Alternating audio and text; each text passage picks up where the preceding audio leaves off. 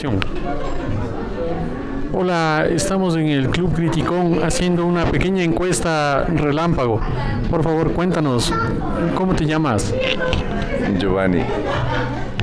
¿Puedes contarnos qué libro estás leyendo? Acabo de terminar de leer 1984 de Orwell, de George Orwell. ¿Cómo eliges los libros que lees?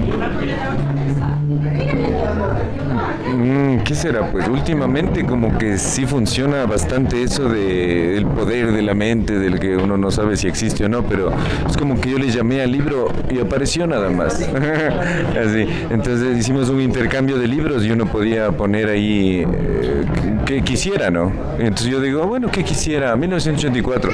Y resulta que por otro lado, aparte de ese círculo de intercambio de libros, me llega el libro así, ¡pam! ¡Oh, muchas gracias! Entonces lo leí rapidito. Así ha sido como elegido, digamos, o me los prestan, me aparecen ahí, me parecen interesantes y los sigo leyendo. Y eso, pues uno como que los llama así, ¿qué libro quisiera leer? Y de pronto, ¡pam!, aparece así en el cafecito. Gracias. Buenas noches, estamos con Gustavo Salazar Calle. Él es un conocido investigador literario, histórico. Hace poco estuvo presentando una investigación sobre Alfredo Gangotena en la Alianza Francesa y queremos preguntarle, Gustavo, ¿cómo escoge usted los libros que lee? ¿O cómo es que le llegan los libros a las manos? ¿Por qué decide leer un libro y no otro? Cuéntenos. Buenas noches, David. Una pregunta muy compleja porque requeriría muchísimo tiempo para responder. Quizás la manera de resumirla es que mi biblioteca está distribuida en 4 secciones. La primera es la sección de libros que yo leo por absoluto placer, por deleite estético, que se componen de obras que empecé a leer desde los 12 años y que releo mucho. Segundo, pues tengo una sección de mi biblioteca conformada por una excelente biblioteca de referencia. Tengo muchas obras de referencia sobre temas de la literatura ecuatoriana que me ha permitido trabajar con mucha solvencia, incluso en el periodo de la pandemia. Y tercero, libros que ya más o menos respondiendo a su pregunta es que obras sobre autores y de autores a los que me he dedicado a investigar. ¿Y por qué me dedico a ellos? Es porque ha habido alguna conexión, porque me gusta su obra y ha sido la posibilidad de leer en la medida de lo posible toda la obra completa de algún autor ecuatoriano. Podría ser Benjamín Carrión, Gonzalo Saldumbide, César Arroyo, Pablo Palacio, Jorge Carrera Andrade y algún pequeño etcétera. Que creo que me he ocupado de unos 20 autores ecuatorianos, de leer toda su obra y todo lo posible, todo lo que me ha podido llegar sobre su obra. Esa es la tercera sección. Y la cuarta sección que tengo en mi biblioteca son los libros que creo que Monterroso denominaba los libros parásitos, ¿no? Que uno nunca sabe por qué llegaron a la casa de uno, que puede ser porque le donaron, le obligaron a comprar, X razones, ¿no? Entonces, esa es mi idea. Los libros me llegan, hay autores que realmente los releo y a pesar de que consideremos que hay obras que leí a mis 15, 18 años y han pasado 40 años y siguen gustándome, entonces ese es lo que me mantiene. Gracias.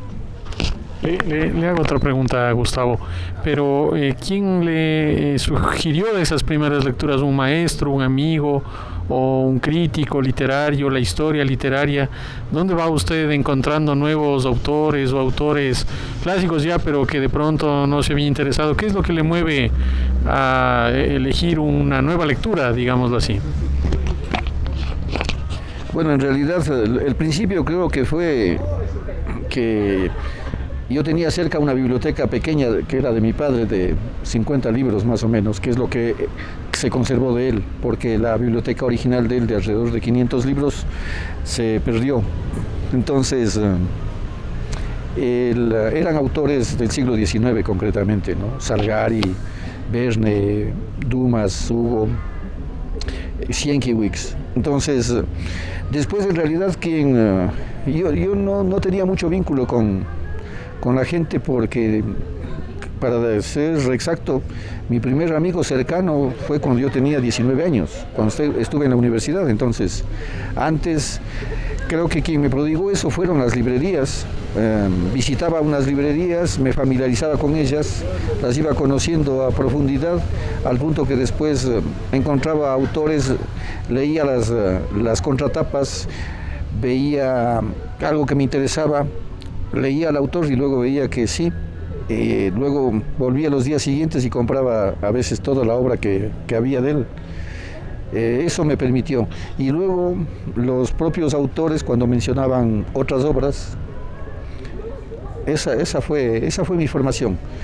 Y cuando dice usted qué nuevos autores, en realidad, cuando a veces descubro nuevos autores, resulta que son autores del siglo XIX, siglo XVIII, porque mi ámbito, mi pasión por la lectura no va con autores contemporáneos, ¿no? A mí a veces me mencionan los últimos premios Nobel y francamente no tengo idea y no tengo el menor interés. De algunos amigos, pues escasos, pues publican alguna obra, me da curiosidad y francamente a veces me sorprendo y lo leo, pero siempre vuelvo a autores de otras épocas. Muchas gracias. Acción. ¿Qué tal? Por favor, ¿nos puedes decir cuál es tu nombre? Buenas noches, ¿cómo les va? Sí, mi nombre es Carlos Cruz. ¿Nos puedes contar qué libro estás leyendo y cómo escogiste el libro que estás leyendo, o qué película has visto recientemente y cómo elegiste esa película?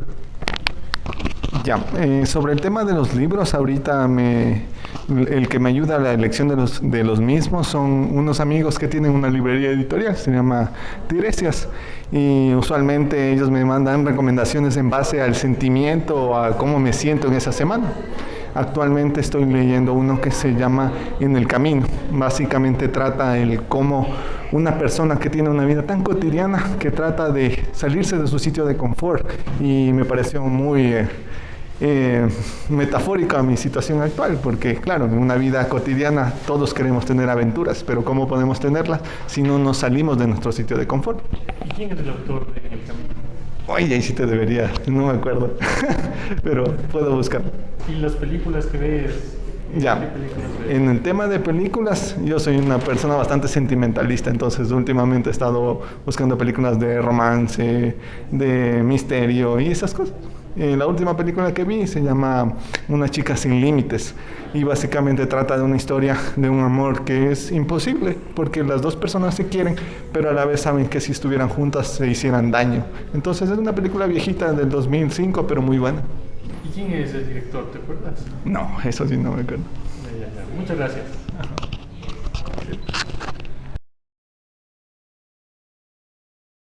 Acción. Bueno, buenas noches a los amigos que nos acompañan aquí. Todos los jueves venimos al cafecito a las 7. Cada 15 días presentamos esta revista, El Criticón, y todos los jueves venimos para leer textos propios o ajenos, y luego nos quedamos conversando sobre esas lecturas. Son las 7:20, entonces de pronto viene alguien más, pero vamos a comenzar ya. Gracias a Shunko, que ha venido esta noche, a los amigos de Shunko que han venido con él. Este número 8 del Criticón, de esta revista quincenal, que es una revista de crítica satírica, humorística. Trae una serie de contenidos que usualmente es los que traen pues, los periódicos, las revistas de información general. Y este número, esta presentación, hemos comenzado haciendo pequeñas entrevistas de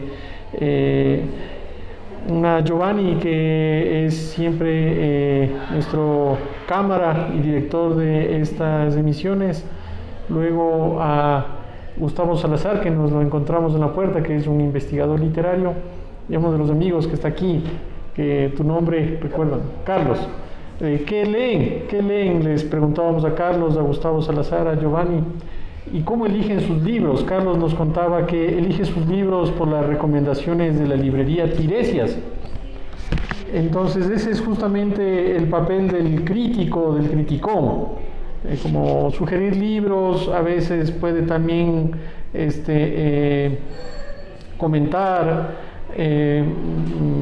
los libros como alguien que hace como sugerencias dependiendo del estado de ánimo en el que se encuentra o de los intereses, que es lo que nos contaba Carlos.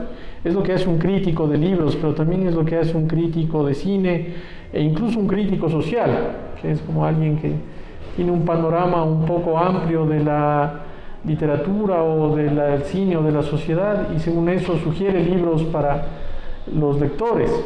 Pero también a veces hace elogios y a veces hace pues críticas, elogios de lo que considera útil o importante en cierto momento y críticas o desvaloriza ciertas cosas que de pronto con las que de pronto se ha especulado para darles un valor que según el crítico a lo mejor no tienen. Entonces un crítico es muy útil porque es el que transmite el conocimiento, transmite la cultura.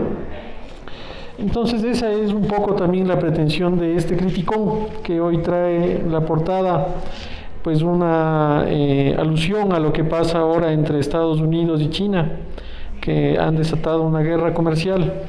Bueno, Estados Unidos ha desatado la guerra comercial y tiene una ilustración de Roque, que siempre es nuestro ilustrador de las portadas.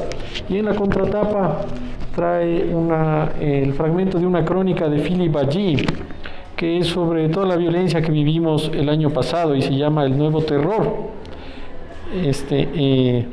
Y comienza diciendo esta crónica: la prisión, el delito, el castigo, la falta, el pecado, la culpa, la celda, la policía, la vigilancia, el robo, el asesinato, la estafa, la mentira, el guardia, el juez, el abogado, la ley.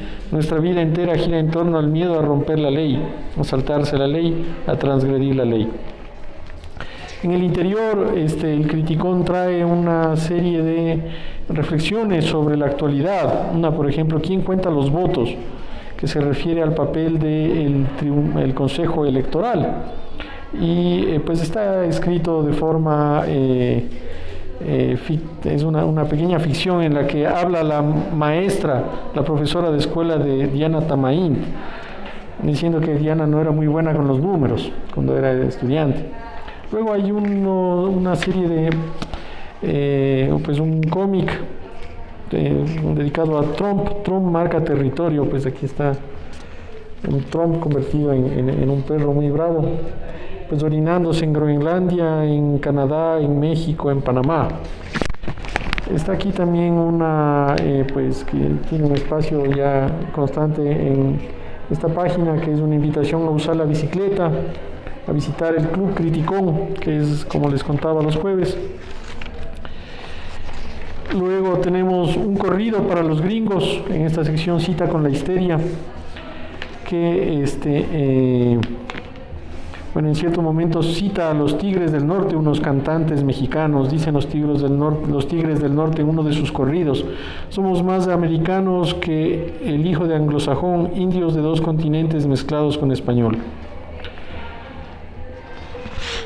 Viene después una imagen, un dibujo de Diego Arias, que pues ha colaborado en este número con esta ilustración bastante sorprendente de un perro, una especie de perro espacial que tienen ahí. Y luego en las páginas centrales tenemos un texto de Pepito Piguave, Saturno y el asedio de los titanes, que es pues un texto sobre la relación entre los nombres de las lunas de algunos planetas y la mitología clásica. El planeta Saturno, dice, y sus principales lunas, que son 9: Titán, Rea, Jápeto, Mimas, Encelado, Tetis, Dione, Hiperión y Febe. Bueno, aquí Pepito nos cuenta el porqué de esos nombres. Y luego está un texto de Telmo Herrera que vamos a publicar a lo largo de este año un fragmento de Yolanda, me gusta escribir tu nombre, una novela de Telmo Herrera, que es una novela gigantesca, y que estamos publicando aquí fragmentos de esa novela. Tenemos luego un pequeño artículo de Juan José Pozo Prado, que nos ha enviado desde España y que dice sobre la brevedad. La brevedad es una forma, se pregunta. Si entendemos la forma como la expresión de una estructura, ¿cómo se puede adjudicar una cualidad visual a lo que está sujeto a una duración? Pienso en formas breves literarias, los epigramas de Marcial, los microcuentos de Monterroso, los microgramas de Carrera Andrade, los aforismos de Kafka y, ¿por qué no?, ese One Word Poem de Aram Saroyan, Light Eight. No sé, está como... Y finalmente tenemos un poema de Samuel Veloz, sin prescripción. No sé, dice, no pensé, la dosis cruza obediente por la voluntad afinada de la aguja. Es imprevisible, la inyección solo se administra con la venia del suplicante que extiende el brazo desnudo y mira la pared blanca con su expresión de vidrio. Pues eso trae este número del Criticón que circula en la ciudad de Quito, que en papel, y que todo el tiempo estamos subiendo pues videos a YouTube. Muchas gracias y pues ya... me falta un texto, me he saltado un texto de este último número, que es de César Vázquez sobre el tono imperativo, que es una pequeña crónica de la experiencia de un periodista en uno de los diarios de la ciudad, una crónica bastante poética y con mucho humor negro sobre el tono imperativo. Bueno, esa es la edición de esta quincena del Criticón. Y si alguien pues quisiera leer algo, pues ahora es el momento de venir y pues leer. Acción.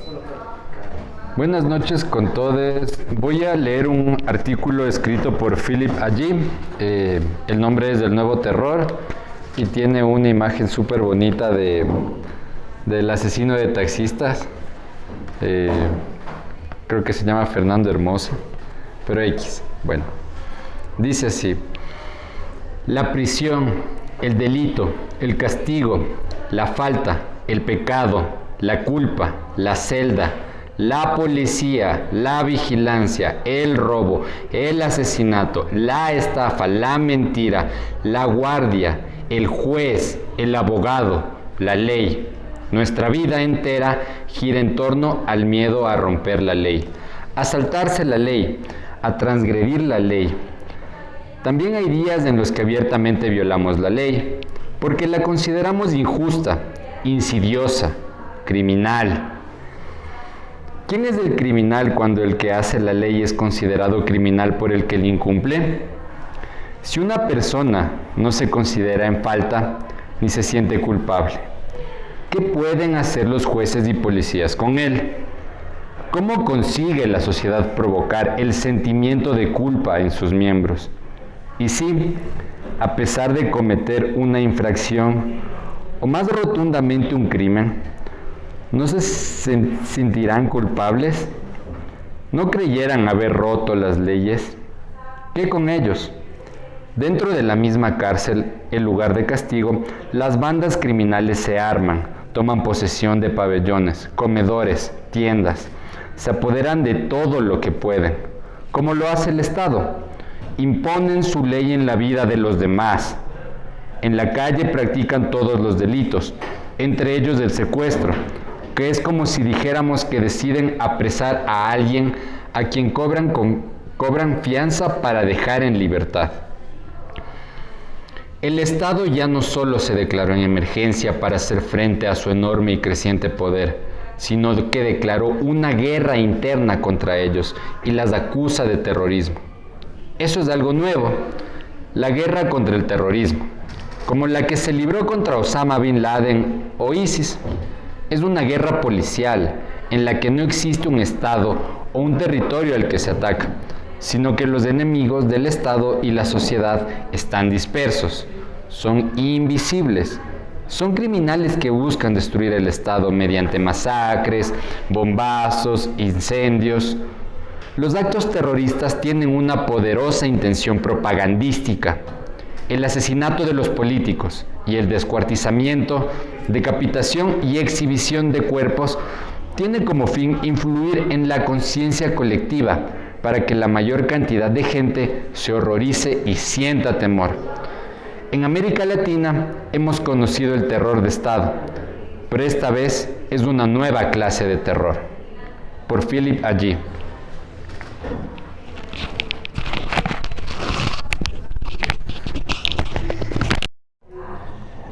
Hola, bueno, soy David, pero me conocen en otros rumbos como el sabio sapo, y un poco trayendo a ciertos parámetros de un mundo actual con sus contradicciones, de que nos hemos retraído y retrocedido a nivel civilizatorio a tal punto que diálogos filosóficos mucho más elevados a nivel histórico, filosófico, civilizatorios han quedado atrás y rezagados, ¿no? Incluso los supuestos ateos han caído en un irracionalismo pendejo, por decirlo así. No se diga, por el otro lado, los creyentes han caído en un reaccionarismo nostálgico que quieren revivir como se quería revivir las contradicciones en la época del fascismo, ¿ya? Claro, con la maquinaria moderna y la tecnología moderna, pero aislándonos de las ideas civilizatorias del futuro y cayendo en contradicción. Y bueno, traje un texto de José María Cabo de Villa, un cura de esos españoles obsesionados con la revolución, de su libro Feria de Utopías. Y lo que viene a continuación es lo siguiente. Mucho se nos ha repetido que la anarquía no es democracia, ni el libertinaje es libertad. Pero haría falta también repetir con la misma insistencia que tampoco la legalidad es derecho, ni el orden es paz. La paz significa mucho más que la ausencia de guerra. Se trata de un valor positivo. Por lo tanto, es la guerra la que debe de definirse a partir de la paz y no al revés. Esta inversión lamentable daña también el concepto de no violencia, expresión que por negativa algunos de sus partidarios han abandonado ya. Luther King murió por la justicia renunciando a toda violencia. Camilo Torres murió por el mismo ideal con las armas en la mano. Lo que importa no es lo que los distingue, sino lo que los identifica. De la misma manera que Goya y Picasso nos gustan no por lo que tienen de diferente, sino por lo que tienen de parecido. Es decir, por lo que ambos tienen de genial. También, cuando se trata de la colaboración entre creyentes y no creyentes en la lucha por un mundo nuevo, lo que importa es precisamente lo que los unos y los otros tienen en común. En Barjona cuenta Sartre la huida de Jesús a Egipto, introduciendo en su relato a un bandolero valeroso que muere batiéndose contra los soldados de Herodes para salvar la vida del niño. Lo que importa es aquello que unifica los comportamientos de Barjona, de José de Nazaret, ya que la lucha armada de aquel no fue menos necesaria que los pacíficos cuidados de este para conseguir que Jesús sobreviviera. La raya de separación, pues, no hay que establecerla entre creyentes e incrédulos, sino entre explotadores y explotados. Raya que pasa por en medio de las iglesias, lo mismo que por medio de las naciones. José María Cabo de Villa, Feria de Utopías. Muchas gracias.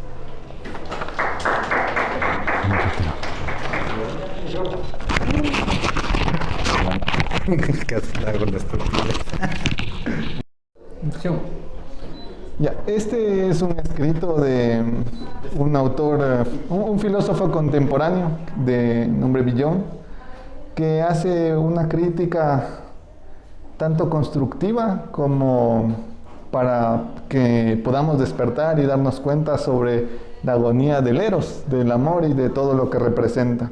Y de hecho el título en sí es ese, la agonía del eros.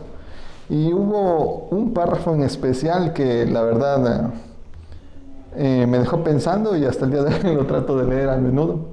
Y dice esto: el amor en la actualidad se positiva hoy para convertirse en una fórmula de disfrute De aquí que debe engendrar ante todo sentimientos agradables. No es una acción ni una narración, ni ningún drama, sino una emoción y una excitación sin consecuencias. Está libre de la negatividad de la herida, del asalto o de la caída.